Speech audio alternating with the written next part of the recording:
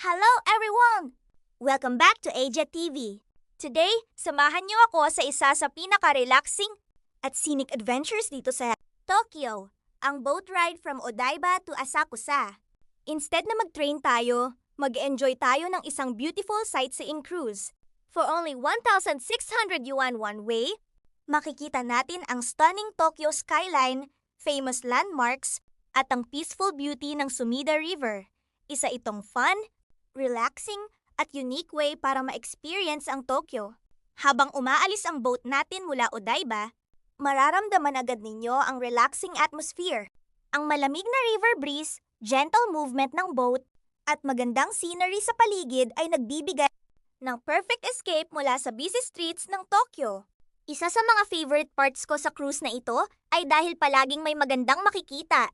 Along the way, dadaan tayo sa modern buildings, riverside parks, at maraming impressive bridges. Kung mahilig kayo sa photography, perfect chance ito para kumuha ng amazing photos and videos. Kaya ihanda na ang inyong camera o phone. Habang naglalakbay tayo sa Sumida River, dadaan tayo sa ilalim ng ilan sa mga remarkable bridges ng Tokyo. Hindi lang sila magandang tingnan, kundi magandang example din sila ng advanced engineering ng Japan. Dahil ang Japan ay madalas makaranas ng earthquakes, maraming bridges dito ang gumagamit ng seismic isolation technology. Nakakatulong ang technology na ito na i-absorb ang earthquake vibrations para mas ligtas na makagalaw ang bridges kapag may malakas na lindol at mabawasan ang possibility ng damage. Nakakatuwang makita kung paano pinagsasama ng Japan ang safety, innovation, at beautiful design sa kanilang mga structures. Isa sa biggest highlights ng trip na ito ay ang incredible Tokyo Skytree. Standing at 634 meters tall, ito ang pinakamataas na tower sa Japan. Iba talaga ang view kapag nakita mo ito mula sa boat kumpara sa nasa ground ka. Ito ang perfect moment para kumuha ng unforgettable photos at ma-enjoy ang isa sa pinaka-iconic landmarks ng Tokyo. Ang journey natin along the Sumida River ay peaceful from beginning to end.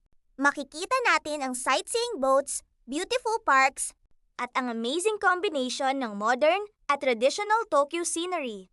At ngayon, papunta na tayo sa Asakusa, isa sa pinaka-famous at historic areas ng Tokyo. Dito ninyo pwedeng bisitahin ang iconic Sensoji Temple, maglakad sa Nakamiss Shopping Street, tikman ang delicious Japanese street food, at bumili ng traditional souvenirs. For only 1,600 yuan, this boat ride is more than just transportation. Isa itong memorable sightseeing experience na puno ng beautiful views, amazing engineering, famous landmarks, at maraming photo opportunities. Maraming salamat sa pagsama sa akin sa adventure na ito. Kung nagustuhan ninyo ang video na ito, please don't forget to like, subscribe to AJet TV, at i-click ang notification bell para hindi ninyo ma-miss ang mga susunod kong adventures dito sa Japan. Thank you for watching and I'll see you in the next video. Bye everyone!